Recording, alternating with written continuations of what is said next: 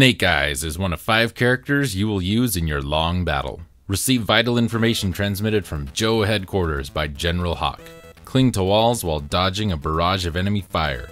Find gun symbols to power up your massive arsenal of weapons. Catch enemy vehicles like the BuzzBoar. Fight the Cobra SeaRay, one of many enemy bosses. Not much about the, to say about the game box description, but that's because this is a G.I. Joe, a real American hero from Kid and Taxan. Remember Taxan? They did Star Soldier from roundabouts 1991, viewers. This was published by Taxan, based on the toy line of the same name, obviously. The game was produced by Ken Lobb and developed by the same Japanese team that later formed Kid. Another NES G.I. Joe game, G.I. Joe The Atlantis Factor, was released the following year but was published by Capcom instead of Taxan. The player takes control of a team of 3 G.I. Joe characters, each with their own specialty. The player's goal is to navigate through 6 stages, with several areas each, on a mission to finally bring down Cobra. The initial character roster consists of Duke, Snake Eyes, Blizzard, Captain Gridiron, and Rock and Roll. A 6th character, General Hawk, gives orders to the team between missions. Each level had a character that was predetermined to lead the team, meaning that one character in the given area would be chosen by default, and the player would then select 2 other operatives to complete their team. The player collects power-ups in the game that increase the individual character's abilities, gun icons to increase firepower, rations recovers energy, and chevrons increase the current character's maximum hit points. Bullet icons refill your ammunition, and bulletproof vests are temporary invincibility. And they are also available at designated locations in the game, along with being dropped by enemies.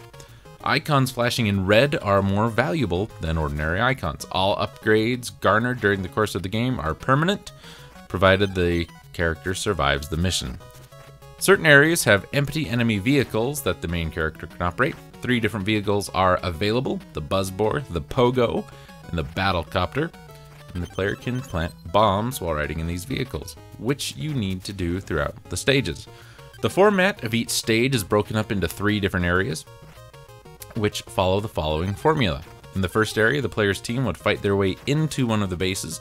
The second area, we have to plant a certain number of time bombs inside the base, And the final area is escaping the base and fighting with the base's commander. The game issues the player a password for each level completed, and the Cobra soldiers and bosses, which are Range Viper, Metalhead, Overlord, Voltar, Destro, and Cobra Commander, are all based on characters from the toy line. The 6 missions the G.I. Joe team members must progress through each take place in different parts of the world: the Amazon, Antarctica, New York City, the Black Hills, and the Sahara Desert. The game's final mission takes place in Cobra headquarters. And we have different playable characters, sneaking some RPG elements into the game here. We have Duke, who is the most balanced, possessing mid-level skills and powers. He leads the team in the Amazon mission. Snake Eyes can jump higher and punch faster than his teammates. He's also the only one who does not use ammunition, while using white fireballs, which are described as a sort of jujitsu in the game. He is able to conserve vital ammunition. However, his weapon is the weakest. He leads the team in the New York sewers mission.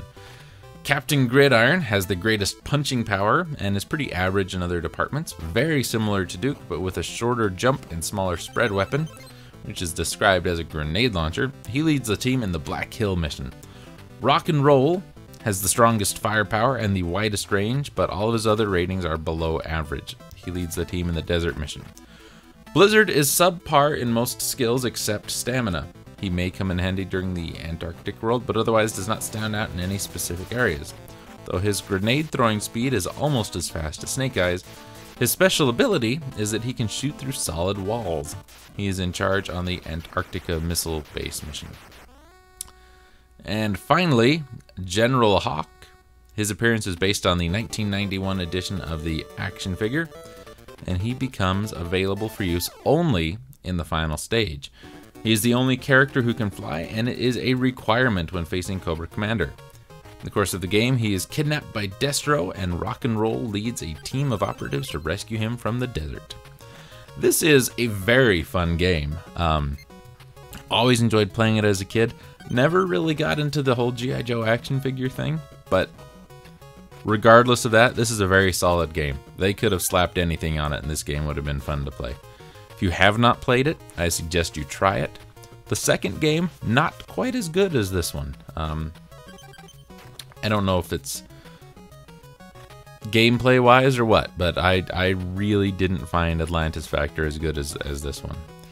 If you like platforming games, if you like action games, and you like that little bit of choose-your-own-adventure team kind of thing, give this one a try.